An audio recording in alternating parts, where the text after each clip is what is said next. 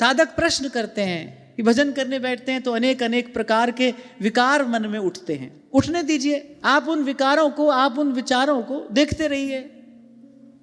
कोई भी लहर आज तक ऐसी उठी नहीं जो शांत ना हो गई हो। तो ये जितने भी विकार विचार हैं सब लहरों की भांति तो हैं, उठेंगे भी और शांत भी हो जाएंगे। आप धीर गंभीर रहे आसन का पक्का, आप अपने आसन पर बैठे रहो। आपको गुरु ने प्रभु का नाम दिया है, परम मंत्र प्रदान किया है, आप उसको हाथ में लेकर, नाम ही आंधे की लकड़ियां है, आप उसको हाथ में लेकर और धीरज के आसन पर बैठे रहो।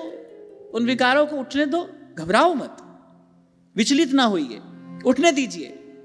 और एक बार इस रीति से कुछ काल साधन करके देखिए।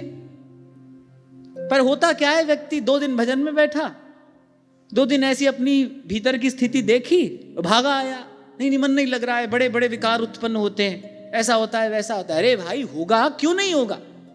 जन्म जन्म का मैल भीतर भरा है तो होगा ही। कुछ समय धीरज धरकर इस रीति से साधन करिए, देखिए धीरे धीरे पहले उनकी तीव्रता, उनकी गति कम होती है कि नहीं। देखो धीरे धीरे मन शांत हो जाएगा, कहीं कोई विकार नहीं रहेगा। जैसे जल से भरे पात्र में आप कंकड़ डालने लगे, कंकड़ अपना स्थान बनाते जाएंगे ना, उनमें भार है, उतना जल अपने आप पात्र से बाहर आता जाएगा। दूसरा उदाहरण है, एक पात्र में मैला जल भरा है, आप ऊपर से जल की धार छोड़ दो, जल की धार चलती रहे, धीरे धीरे क्या होगा, मैला जल बाहर आ जाएगा, शुद्ध जल पात्र में एकत्रित हो जाएगा। बिल्कुल ठीक है, ऐसी ही रीति है भजन की। मैला कुचैला जल हमारे भीतर भरा है, इस घट में विषय वासना का मैला कुचैला जल भरा है, आप भजन की धार चलाइए। कल यही तो आपसे कह रहा था, पहले अनर्थ निवृत्ति होगी भजन से, सत्संग से। विधि तो यही है ना, साधन को हरि भजन है, कह सत्संग सहाय।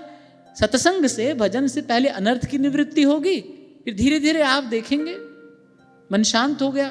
फिर उसके बाद जो संकल्प उसमें उठेंगे वो शुभ संकल्प होंगे, पवित्र संकल्प होंगे, दिव्य संकल्प होंगे। हमें आप सोचो भाई कोई सर पे हाथ रख देगा और बस मन शांत शुद्ध लग गया भजन में मन।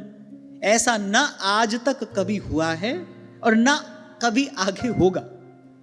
ऐसा कभी नहीं हुआ और कभी नहीं होगा। भजन ना हुई खेल खिलौना।